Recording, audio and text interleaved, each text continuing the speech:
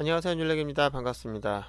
우리가 지난 시간에 하이퍼텍스트 마크업 랭귀지 중에서 하이퍼텍스트 마크업에 대해서 알아봤는데요. 자, 그 문서 내에 어떠한 특정한 텍스트를 하이퍼텍스트로 보고 그 녀석을 마크업할 때 우리가 A 태그를 이용해서 마크업한다는 얘기를 했습니다.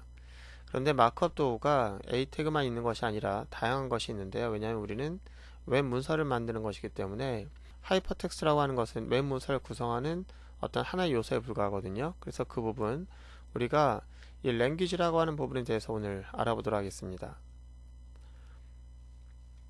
자, 여기 지금 문서가 보이는데요. 이 문서는 아주 그 보편적인 형태의 문서죠.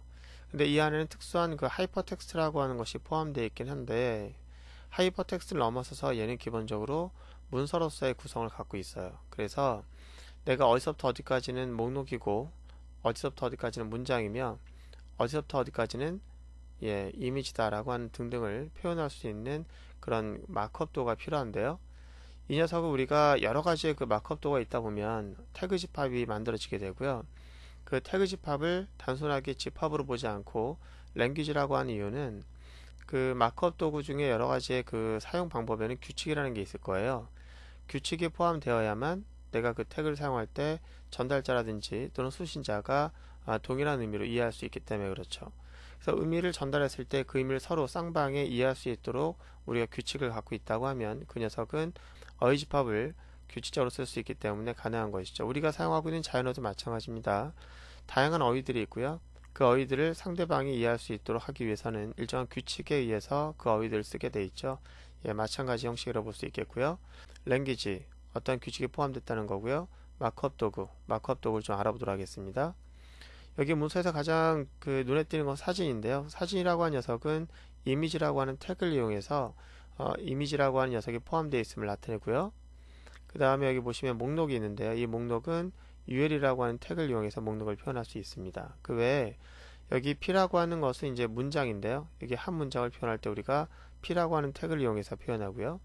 그리고 그 안에 들어가 있는 이렇게 하이퍼텍스트를 표현하는 A라고 하는 태그, 이렇게 우리는 문서를 표현할 때 사용할 수 있는 다양한 태그들이 존재합니다. 그래서 UL 태그, P 태그, A 태그, 이미지 태그를 우리가 사용할 때 그 규칙이 있는데요. 그 규칙을 배워가는 것과 그 다음에 어떤 태그들이 있는지 그 태그에 대한 집합을 알아가는 것이 바로 HTML을 공부하는 방법이라고 볼 수 있겠고요. 이런 태그들은 미리 그 정의되어 있는 거기 때문에 여러분들이 어떤 것들이 있고 어떠한 용도로 사용되는지, 그리고 어떻게 사용하는 것이 바람직한지를 저와 함께 배워나가는 겁니다.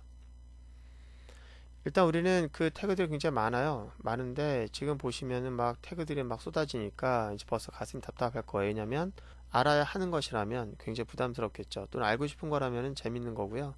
알아야 하는 거라면 괴로울 텐데, 다양스럽게도 여기 보여주고 있는 태그들 중에 상당 퍼센트는 아마 없어지거나 쓰지 않는 태그들이 될 겁니다. 걱정하지 마시고요. 저랑 함께 태그들을 사용하다 보면 어느새 우리가 배워야 할 것들의 상당 부분은 거의 다 배울 거고요. 그리고 몇 가지 제가 거론하지 않는 그런 태그들이 있다면 그런 것들은 여러분들이 책이라든지 레퍼런스 좀 보셔서 마무리 좀 지시는 게 좋을 것 같고요. 저는 어떤 큰 줄기와 함께 우리가 실용적인 예제를 기반으로 하는 것을 가지고 태그들을 설명하도록 하겠습니다. 일단 좀 아까 말씀드린 것 중에서 우리가 배워야 할 것은 여러 가지 태그가 있다고 얘기했고요. 그 태그를 쓸 때 규칙이 있다고 말씀드렸습니다. 그죠? 그래서 우리가 HTML language라고 하는 의미를 갖고 있다고 했었죠. 이제 규칙, 태그 하나씩 하나씩 사용하다 보면 알게 될 거예요. 제일 먼저 우리가 알아야 할 태그는요, 바로 그 문서라고 하는 것을 만들 때 여기서부터 여기까지가 HTML로 이루어져 있는 문서입니다 라고 하는 거예요. HTML 문서는 아까도 말씀드렸지만 하이퍼텍스트를 감싸는 랭귀지로 구성되어 있는 문서다. 그 문서는 기본적인 문서의 의미와 그 하이퍼텍스트라고 하는 것이 포함된 문서이기 때문에 일반적인 그 문서를 만드는 구조와 상당히 비슷한 방식으로 태그를 사용하게 되거든요. 일단 여기서부터 여기까지가 가장 루트에 반드시 HTML 태그가 시작과 끝을 나타내 줘야 됩니다. 두 번째, 그 안에는 헤드라고 하는 태그가 있고요. 그 다음에 body라는 태그가 이 순서대로 와야 돼요. 이건 제가 말씀드렸지만 규칙이라고 말씀드렸습니다. 무조건 HTML은 이런 구조로 시작을 해요. 그래서 헤드라고 하는 것 안에다가 어떠한 또 다른 태그를 넣을 수 있긴 한데 거기에다가는 어떤 걸 넣어도 화면에 출력되는 내용은 아니에요. 그래서 여기 문서라고 하는 것이 우리가 눈에 보이는 것이라면 브라우저를 통해서 브라우저에서 그 하얀색에 나타나는 부분에는 여기 안만 넣어봤자 걔가 출력되는 일은 없습니다. 만약에 타이틀이라고 하는 것을 넣으면 타이틀을 통해서 우리가 여기다가 만약에 first page라고 하는 것을 넣게 되면 걔는 이 문서 내에 보여지는 것이 아니라 그 탭이라든지 브라우저의 그 타이틀, 브라우저의 타이틀 바나 탭에 이 내용이 나타나고요. 절대로 이 문서로 나타나진 않는데, 만약에 이 문서에다가 뭔가를 표현하고 싶다, 콘텐츠를, 그렇다면은 반드시 걔는 이 바디에다가 넣어야 돼요.